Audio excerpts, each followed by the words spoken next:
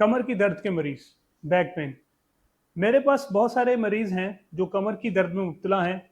और आमतौर पे अगर उनका मैं प्रोफेशन पूछूं तो वो ऑफिस वर्कर हैं। उनका काम 8 से 10 घंटे बैठकर ऑफिस में काम करना है। कुछ लोग आईटी प्रोफेशनल हैं, कुछ लोग रिसेप्शन की जॉब करते हैं, कुछ लोग गार्ड की जॉब करते हैं। तो अगर आप अपना बैठने का तरीका सही कर लें, क्योंकि 8 8 घंटे आपको बैठना है, अगर आप अपना बैठने का तरीका जो मैं अभी बताऊंगा वो उस तरह कर लें तो इंशाल्लाह ताला 70% उम्मीद है कि आपको कमर की दर्द वैसे ही ठीक हो जाएगी। जैसा कि मैंने आपसे कहा, जो कमर दर्द के मरीज हैं वो आईटी प्रोफेशनल होते हैं। उनका काम है ज़्यादा देर तक बैठ के कंप्यूटर यूज़ करना। बैठने के लिए वो क्या करते हैं, इस तरह बैठते हैं और ऐसे टेक लगा लेते हैं।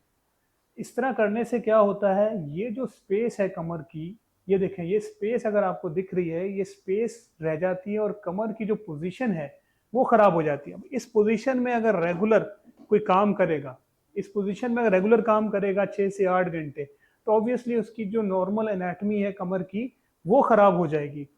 तो इसका जो सही तरीका है बैठने का वो ये है, जब भी आप बैठें तो ये अपनी पूरे पीछे टेक लगा कर इस तरह बैठें, ताकि जो कमर के बीच की जो स्पेस है किसी किस्म की भी कोई स्पेस ना रह जाए और आप आराम से अपना ऐसे काम कर सकें।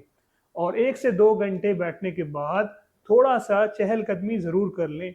इससे आपको इंशाल्लाह बहुत फ़ायदा होगा। और जब घर पहुंचे, रात को सोने से पहले आधा घंटा कमर की सिकाई करके सोएं।